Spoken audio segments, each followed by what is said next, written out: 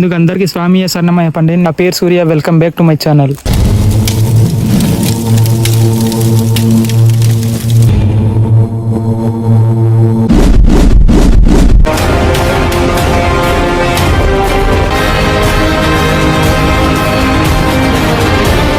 ఇవి కనిపిస్తుందిగా మసీద్ అనమాట. ఈ యాత్రలు ఇది చాలా ముఖ్యమైనది. ఇది ఎర్నాకులంలో ఉంటది అనమాట. ఆల్రెడీ మీకు అందరికి ఐడియా ఉంటుంది స్వాములు ఈ మసీద్ ఏంటి అనేది. ఇవి అనమాట. ఇందులో ఓవర్ స్వామి ఉంటాడు అనమాట.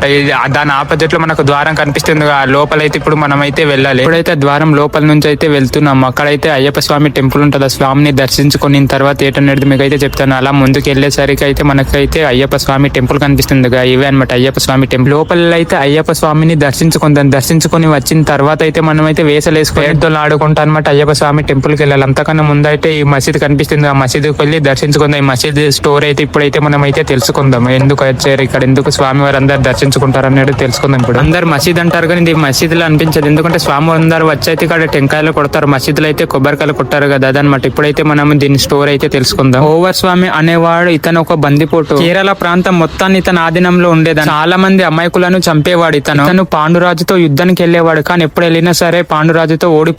ఎందుకంటే ఆ వంశంలో సాక్షాత్ అయ్యప్ప స్వామి పెరిగాడు. అది కాకుండా అయ్యప్ప స్వామి వాడిని కాపాడుతూ ఉంటాడు. నేను ఓడిపోవడం గల కారణం ఆ టెంపుల్ అని తెలుసుకుని అతనైతే వెళ్లి ఆ టెంపుల్ ని అయితే ధ్వంసం చేస్తాడు. అండ్ విగ్రహాన్ని కూడా ముక్కలు చేస్తాడు. కొన్ని సమస్యలు పోగా అయ్యప్ప స్వామి మీదకైతే ఈ బందిపోటు అయితే యుద్ధానికి వెళ్తాడు. అయ్యప్ప స్వామి ఈ బందిపోటును అయితే ఓడిస్తాడు. అప్పుడు బందిపోటు అయ్యప్ప స్వామిని శరణు కోరి ఎప్పుడు నీ చెంతనే ఉండాలని కోరుకుంటాడు. దానికి అయ్యప్ప స్వామి అతనికి ఒక వరం అయితే ఇస్తాడు. నన్ను దర్శించుకోవడానికి వచ్చిన వాళ్ళు ముందుగా నిన్ను దర్శించుకున్న తర్వాత నన్ను దర్శించుకుంటారు అని మాటిస్తాడు. కోసం అయ్యప్ప స్వామిని దర్శించుకునే ముందు ఈ ఓవర్ స్వామిని అయితే దర్శించుకుంటారు. చూడండి ఇక్కడ టెంకాయలు కొట్టే పద్ధతి కూడా మసీదుకి వచ్చిన వాళ్ళందరూ అయితే టెంకాయలతో కంపల్సరీ కొడతారు అనమాట. ఈ మసీదులో అయితే ఇక్కడ కొబ్బరికాయ కొట్టారు కాబట్టి ఇక్కడ అయితే కొడతారు. చూడండి ఇక్కడ కొబ్బరికాయలు కొట్టే ప్లేస్ కూడా ఉంటది. ఇవే ఆ ప్లేస్ అనమాట. వచ్చిన వాళ్ళందరూ అయితే ఇక్కడ కొబ్బరికాయలు కొడతారు. చూసారు కదా, అవే అనమాట కొబ్బరికాయలు మొత్తం కొడుతున్నారు కదా.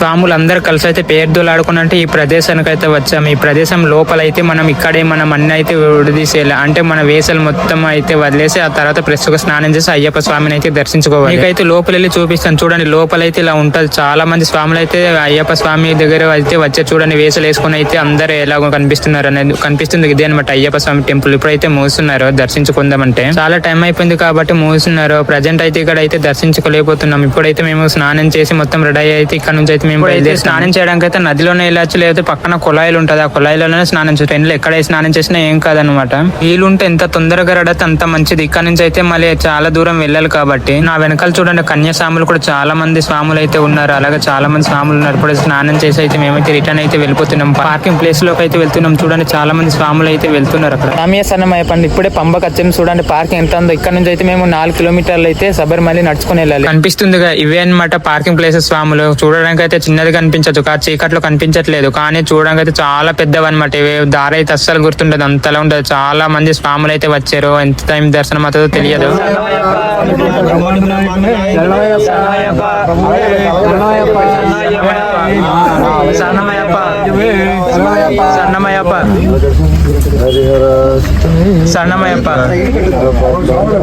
సన్నం పార్కింగ్ ప్లేస్ నుంచి అయితే మేమైతే బయలుదేరుతున్నాం. ఇరుమూడ్లు కట్టుకొని అయితే ఇక్కడ నుంచి అయితే మేము బయలుదేరుతాం. బస్సు అనమాట. అక్కడ నుంచి పంబ దాకా బస్సులో చేరుకోవాలి. అక్కడ నుంచి 4 కిలోమీటర్లు మేము నడవాలన్నమాట. అంతకు ముందు ఇక్కడ బస్సు ఎక్కాలి పంబ దాకా వెళ్ళడానికి. అక్కడ కాంప్లెక్స్ కూడా దగ్గర అనమాట. కాంప్లెక్స్ కి వెళ్ళి అక్కడ నుంచి బస్సు ఎక్కాలన్నమాట. అండ్ ఆర్టీసీ బస్సులో ఇంకో ప్లస్ పాయింట్ ఏంటంటే తొందరగా వెళ్తుంది. అంటే ప్రైవేట్ వెహికల్స్ కి అయితే అంత తొందరగా వెళ్ళనివ్వరు. గవర్నమెంట్ దానికంతా తొందరగా వెళ్తారు. అందుకైతే మేము బస్సులో ఎక్కామన్నమాట. బస్సులోకి అయితే ఎర్లీకి వెళ్తామని చూడండి. ఆ పవర్ పట్టిన తర్వాత మేమైతే పంబ చేరుకోవడానికి ఇవే అనమాట పంబ అన్నది.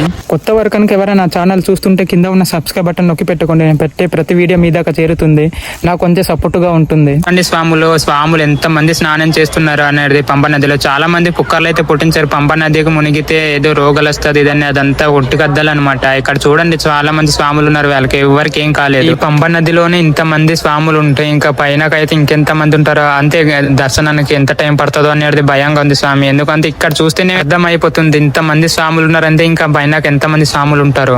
నా వెనకాల ఉంది అదే పంబ నది. పంబలో అయితే వచ్చి స్నానం చేసి ఇప్పుడైతే మేము బయలుదేరుతున్నాం. చూస్తున్నారు కదా చాలా మంది స్వాములు అయితే వచ్చారు. చాలా రెస్ గా ఉంటది ఈ రోజు అయితే.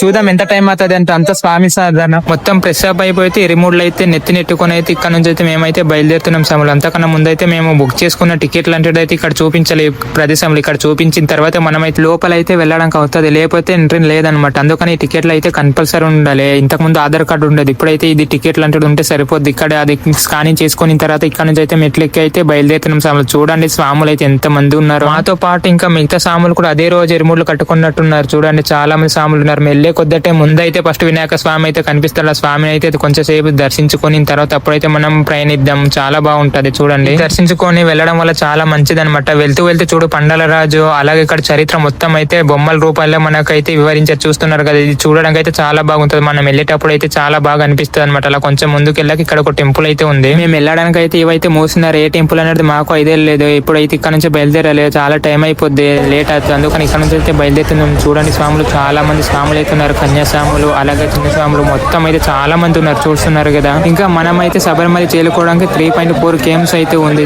ఇవైతే చూస్తున్నారు కదా, ఇవైతే మనకు డోలీలు అనమాట. నడవలేని వారికి అయితే తీసుకుని వెళ్తారు, వేరే మోసుకుంటూ అయితే వెళ్తారు. చూడండి ఇలా మోసుకుని వెళ్తారు అనమాట. నడవలేని వారికి ఇక్కడ తీసుకోవచ్చు. ఆ స్వాములు అయితే వెయిట్ బయట అమౌంట్ అయితే తీసుకుంటారు. 3,000, 4,000, 5,000 ఎంతైనా సరే వారు అడగచ్చు అనమాట. అది వారి రూల్స్ ఉంటది, కొన్ని రూల్స్ బట్టి వారు ఫాలో అవుతారు. అలాగే వెళ్తూ అయితే అయ్యప్ప స్వామి గురించి అయితే మనం తెలుసుకుందాం. అంటే చరిత్ర కొందరికి తెలుసుంటాయి, కొందరికి తెలియదు కాబట్టి.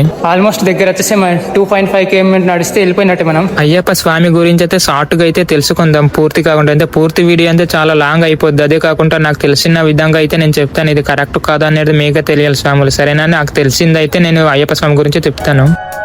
అప్పుడు మొత్తం వెళ్ళిపోవచ్చు. చూస్తే చిన్న చిన్న మణికంటలు కూడా ఎలా వస్తున్నారు. అయ్యప్ప దీక్షకు అయితే ఎక్కువగా మణికంటలు ఎక్కుంటారు. ఇంకా డౌన్ లో అయితే ఇంకా 2 కిలోమీటర్లు చూస్తుంది. లేకపోతే ఇంకా మనం వెళ్ళిపోయినట్టు. అయ్యప్ప స్వామికి ఇంకో పేరు అయితే శాస్త్ర అంటారు. అయ్యప్ప స్వామి అవతారం ఇప్పుడు జరగలేదు, ద్వాపర యుగంలో జరిగింది. ద్వాపర యుగం నుంచి మొత్తం 3 యుగాలతో సంబంధం ఉంటది అన్నమాట అయ్యప్ప స్వామి జననం. ఇంకా 2 కిలోమీటర్స్ ఉంది. ఇప్పుడు అప్పు మొత్తం ఎక్కేసాం. ఇంకా డౌన్ లో ఉంది మొత్తము 2 కిలోమీటర్లు మొత్తం డౌన్ లో ఉంది. మొత్తానికైతే సగం వచ్చేసాము. అయ్యప్ప స్వామి గురించి 3 యుగాలు కాకుండా ఇప్పుడు జరిగిన యుగంలో అయితే మనం తెలుసుకుందాం అయ్యప్ప స్వామి చరిత్ర. మీకు కొంచెం అర్థమయ్యేటట్టు ఉంటది. మహిషి అనే రాక్షసిని చంపడం కోసమే అయ్యప్ప స్వామి అవతారం అయితే ఎత్తాడు. ఎందుకంటే ఇంతకు ముందు శాస్త్ర అవతారంలో ఉండేవాడు స్వామి అయితే. అయ్యప్ప స్వామి మహిషిని ఏ యుగంలో చంపాడు అనేది ఇప్పుడు తెలుసుకుందాం. శబరి పాదంలో ఒక ప్రత్యేకత ఉంది. మనం వేసలు వేసుకున్నాం కదా, ఫస్ట్ వచ్చిన వాళ్ళు అందులో కర్ర ఉంటాయి. ఆ కర్ర తీసుకుని అయితే ఇక్కడైతే గోడకైతే అతికించాలి. ఇదే అనమాట. ఫస్ట్ వచ్చిన స్వాములు అందరూ అయితే ఇక్కడ గుచ్చుతారు. అంతే మిగిలిన స్వాములు కూడా కాకపోతే ఫస్ట్ కన్యాస్వామి వచ్చిన వారు అయితే ఇక్కడైతే గుచ్చుతారు. ఎన్నిసార్లు వస్తే అన్నిసార్లు ఇక్కడైతే పెడతారు. ఇక్కడ దాని పక్కన మనకు టెంకాయలు కొట్టే ఆప్షన్ కూడా ఉంటుంది అన్నమాట. చూడమంది చాలా మంది టెంకాయలు అయితే కొడుతున్నారు. ఇక్కడ చూడండి స్వాములు ఎంత మంది ఉన్నారు అన్నారు. చూస్తున్నారు కదా, చాలా మంది స్వాములు అయితే ఉన్నారు. ఇప్పుడైతే మళ్ళీ అయ్యప్ప స్వామి గురించి అయితే తెలుసుకుందాం మనం. మహిషి అనే రాక్షసిని అయ్యప్ప స్వామి చంపిందైతే ద్వాపర యుగానికి మరియు కలియుగానికి మధ్యలో చంపారు. అంటే కలియుగం స్టార్టింగ్ లోనే అయ్యప్ప స్వామి మహిషిని వధించాడు. అయ్యప్ప స్వామి స్పర్శ తగలగానే ఆ మహిషి రూపంలో ఉన్న ఆమె పాప విమోచమయ్యి ఆమె ఒక దేవకన్యగా మారి అయ్యప్ప స్వామిని నన్ను పెళ్లి చేసుకోమని అడిగింది. దానికి అయ్యప్ప స్వామి బదులు ఇస్తూ, ఇప్పుడు కాదు కలియుగంలో నేను మళ్ళీ భూమి మీద అవతరిస్తాను. నా కొండ మీద ఎప్పుడైతే ఒక్క కన్యాస్వామి కూడా రారో ఆ సంవత్సరం నిన్ను వివాహం చేసుకుంటానని మాటిస్తాడు.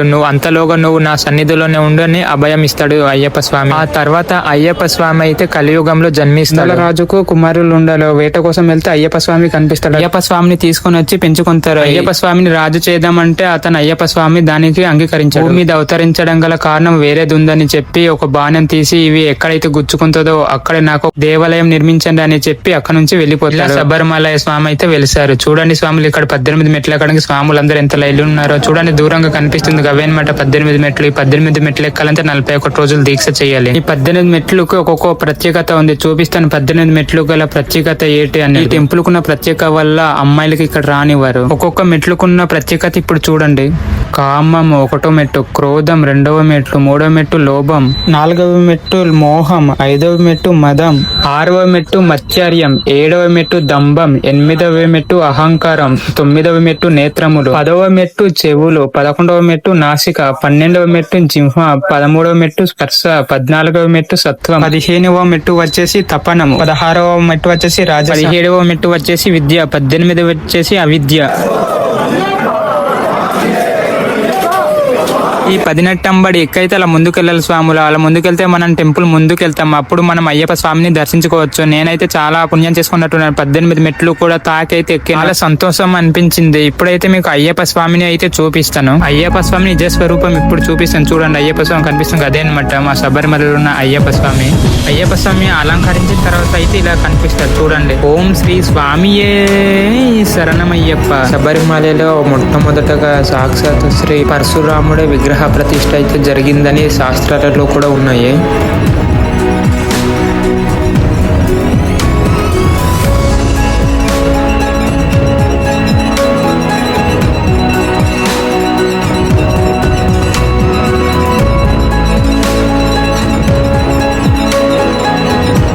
ఈ వీడియో కనుక నచ్చినట్లయితే ఒక లైక్ చేయండి. అలాగే ఎలా అనిపించిందో కూడా కామెంట్ లో తెలియజేయండి. దర్శనం మాత్రం చాలా బాగా జరిగింది స్వాములు. ఇదే అయితే అయ్యప్ప స్వామి వెనకాల అనమాట. దర్శనం చేసుకున్న తర్వాత మనం వెనకాల వస్తాం. ఇదే వెనకాల ఉన్న వ్యూ అనమాట. టెంపుల్ లో మెయిన్ గర్భగుడి, దేవాలయం మొత్తం చూపిస్తాను స్వాములు. చూడండి ఎంత బాగుందని. ఇప్పుడు కనిపిస్తుంది, జూమ్ చేశాను కదా, ఇవే అనమాట మన గర్భగుడి. అయ్యప్ప స్వామి ఇక్కడ ఉన్నారు. చూడండి స్వాములు ఎంత మంది ఉన్నారు అనేది అస్సలు ఖాళీ లేదు. శబరిమల అయితే చూడండి, భక్తులు ఏ విధంగా ఉన్నారు. చాలా మంది స్వాములు అయితే వచ్చారు మేము వచ్చిన రోజు అయితే. చూడండి స్వాములు మీకు దగ్గరగా చూపిస్తాను. స్వాములు ఎంత మంది వచ్చారు మేము బయలుదేరిన సమయంలో. చూస్తున్నారు కదా, కింద పార్కింగ్ ప్లేస్ చూస్తే మీకు అర్థమైపోయింది. ఇది చూడండి, స్వాములు అయితే అస్సలు ఖాళీ. దర్శనం మాత్రం చాలా బాగా అయింది స్వాములు. కానీ చాలా ఈజీగానే అయింది. అక్కడ నుంచి ఎక్కడానికి కొంచెం లేట్ అయితే స్వాములు, కానీ ఇక్కడ టెంపుల్ దగ్గర రాగానే మాత్రం తొందరగానే అయ్యింది. ఇప్పుడైతే మేము ఇరుముడి ఇప్పడానికి అయితే వెళ్తున్నాం. దానికోసం అయితే ఒక మంచి ప్లేస్ అయితే సెలెక్ట్ చేసుకున్నాం. ఎందుకంటే 15 మంది స్వాములు కాబట్టి ఒక్క దగ్గర కూర్చొని ఇప్పాలి కాబట్టి. ఇప్పుడైతే ఇప్పుతున్నాం. ఒక్కోటి చూడండి స్వాములు ఎలాగ ఇరుముడి ఇప్పుతారు అనేది చూపిస్తాను. ఇందులో ఏటేటు ఉంటాయి అనేది కూడా క్లారిటీగా మీకు చూపిస్తాను. ఇక్కడ చాలా మంది స్వాములు ఇరుముడి అయితే ఇప్పుతున్నారు. ఈ ఇరుముడి తీయడానికి అయితే గురు స్వాములు మాత్రమే తీయాలి, వేరే వాళ్ళు అయితే తీయకూడదు. మా దగ్గర అయితే 4 అయితే గురుస్వాములు అయితే ఉన్నారు, ప్రాబ్లం లేదు. అందుకే గురుస్వాములే మొత్తం తీస్తున్నారు. అందరు స్వాములది గురుస్వాములే తీసుకుంటున్నారు. మూడులో చూడండి ఏవేవి ఉందో అనేది. 2 కొబ్బరికాయలు ఉంటది, అలాగే బియ్యం ఉంటది, అలాగే 2-3 నక్కలు అయితే ఉంటాయి. చూపిస్తాను చూడండి ఏటేటు ఉంటాయి అనేది. దాని గురించి తర్వాత వివరంగా చెప్తాను. ప్రజెంట్ అయితే ఇప్పుడు చూడండి, ఒక్కొక్క ఇరుముడిలో 2 కొబ్బరికాయలు, అలాగే బియ్యము, దాంతో పాటు చాలా పూజకు సంబంధించిన కొన్ని ఐటమ్స్ అయితే ఉంటాయి. ఇవి ఇరుముడిలో కంపల్సరీ ఉంటాయి అనమాట. ఈ కొబ్బరికాయలు ఎందుకు యూజ్ చేస్తారు ఏంటనేది మీకు ముందు తెలుస్తుంది.